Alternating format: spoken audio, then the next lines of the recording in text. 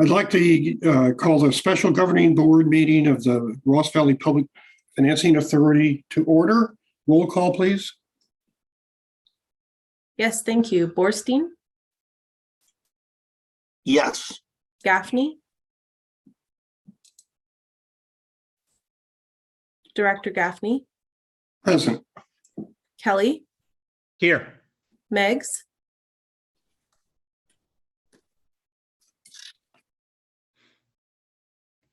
Here. Scylla. Here. Thank you. Okay, let's move on to item 2, approval of agenda. So moved. Second. Okay, any further discussion? Roll call, please. Thank you. Borstein, Yes. Kelly, Yes. Meggs, Yes. Scylla, Yes. Gaffney, Yes. unanimous. Thank you. Okay, thank you. Item 3 is open time for public to raise items not on the agenda or for future agendas. Do we have any public? I don't see how we could. I don't think so. Okay, moving on. Let's go to item 4, consideration of approving the meeting minutes of February 15th, 2022. I've So read them, moved. and I'd move to approve. Okay, that was a second? Second. Okay. Doesn't matter. Any further discussion? Let's roll call that. Thank you. Borstein, Yep. Kelly, Yes. Meggs, Yes. Scylla, Yes. Gaffney. Yes. Thank you. Unanimous. Agenda item 5 is consideration of adopting resolution PFA 22-1637 authorizing remote teleconference meetings. A motion, please. So move. Second. Any further discussion? All in favor? Roll call, please. Sorry. Thank you. Borstein, Yep. Kelly, Yes. Meggs, Yes. Scylla, Yes. Gaffney. Yes. Unanimous. Thank you. Now let's move on to 6, consideration of accepting the fiscal year 2022 financial audit of the Ross Valley Public Financing Authority. Who's going to lead this one? I can take that, President Gaffney. Thank you. So every fiscal year, the district's required to perform an annual financial audit of the Ross Valley Public Financing Authority. And this year, fiscal year 22, the public accounting firm of Siobhan and Associates performed the annual financial audit, and it was completed without any issues identified. It's ready for acceptance by the Ross Valley Public Financing Authority board, which is our board. And just as a reminder, so this authority operates as an enterprise fund, and it serves as a pass-through organization for the district when collecting revenue bond proceeds and repaying the required debt service. So at this point, I'd just like to mention that the district's outstanding debt has decreased from fiscal year 21 to fiscal year 22 by $3 million. And you'll see that on page 8 of the management discussion and analysis. That's board packet page 22. Again, so this body is really just for the purposes of issuing debt. The RVPFA has no employees. It doesn't make any purchases for its own activities. The activities that are performed by the district because the authority's operations are substantially the same as the district operations. So the only other thing I'd like to mention quickly before I hand it over to Paul, who's here with us from Siobhan and Associates, is that in response to some of the board's comments from last year's audit, we did include the management discussion and analysis in the RVPFA audit this year. So I want to thank Corey, specifically our finance supervisor, for working on that this year and including that in this year's audit. And Paul, if I can introduce you to the board, I think you know everybody here. And you can maybe give us some other highlights of the RVPFA audit process. Yeah, sure, absolutely. Thank you for that introduction. And there's not a lot going on here. I think Felicia covered the big part of it with the debt service.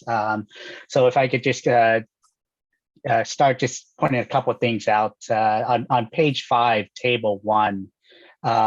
You'll see there pretty consistent year over year, not too much in terms of changes. The big changes you see there in the liabilities and the receivables, that's just all related to the debt service activity that happens in the Public Finance Authority.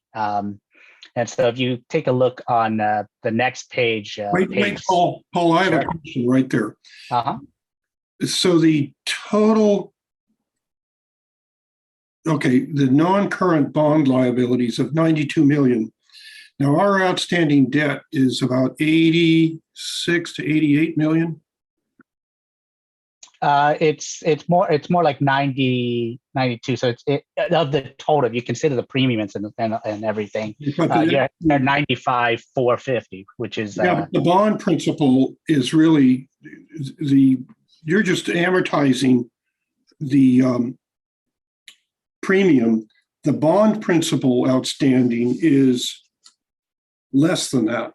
Right. It's 300. It's 7.43 million less. Yeah. So our debt is actually about 85 million. The principal amount of our bonds is about 85 million. Yeah. That's correct. Okay. Thanks. Yeah. As of 6/30/22. Yep. Okay. Can I just ask which page 5 are you talking about? Board packet 19 on the Ross Valley Public Financing Authority page. This one. So we established a precedent. Let's use the page number of the audit from now on. Okay. Thank you. Good idea. Okay, good. Thanks, Paul. Sorry to interrupt. Yeah, no, that's no problem at all. So, and then just the other piece I wanted to reference you is on audit report page 6. That's table 2 at the top there. Again, you'll see it's fairly consistent. There's changes in the interest, which is just the normal part of the repayment schedule, the amortization schedule for each of those debts. And then you see there the change year over year at the ending net position is 26,000, which is very, very minimal in terms of any changes. So year over year, it's very consistent. Nothing too impressive to report on. So if there aren't any questions on the numbers, the financials, I can go right into the results. Any questions, anybody? No. All right. So as Felicia said, we had a clean opinion. We issued unmodified opinions, which basically means financial statements were fairly presented in all material respects. And you'll see that opinion starting on page 1 of the audit report. And you'll see the presentation is quite different from last year, but it's just a new standard that came out. And then we issue a second opinion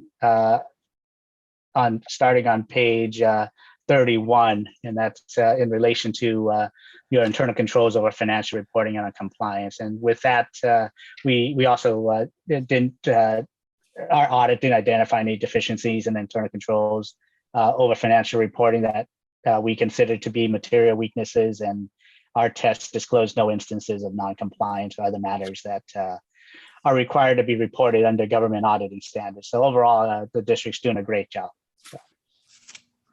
Okay, well, that's good news. Any questions from the board? Any comments from anybody? Yes, Doug. Silly, it's not really related to much, but on page 15, that's a little confusing. The authority is further governed by a 5-member board of directors that consists of the same members from the district board of directors. Each of the district board of directors are elected by wards within the district service area for 4-year staggered terms. The election is at large and non-partisan. The last sentence is correct. The wards is confusing. It looks like we have districts and we don't have districts. No, we're not elected by wards. Huh? We're not elected by wards. Right.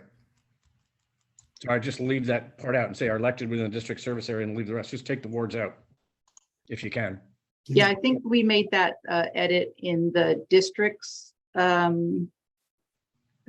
audit, Corey, but we might have missed it on the RVPFA. So thank you for catching that. Yeah, Yeah, that's that's kind good. of petty, but whatever. I like to be accurate. No, it's not. It's better to be accurate. Agreed. Yeah, good. Any further comments? No. Can we have a motion? The recommendation. I would move that we accept the fiscal year 2022 financial audit of the Ross Valley Public Financing Authority. second, Roll call, please. Thank you. Borstein, yes, Kelly, Yes.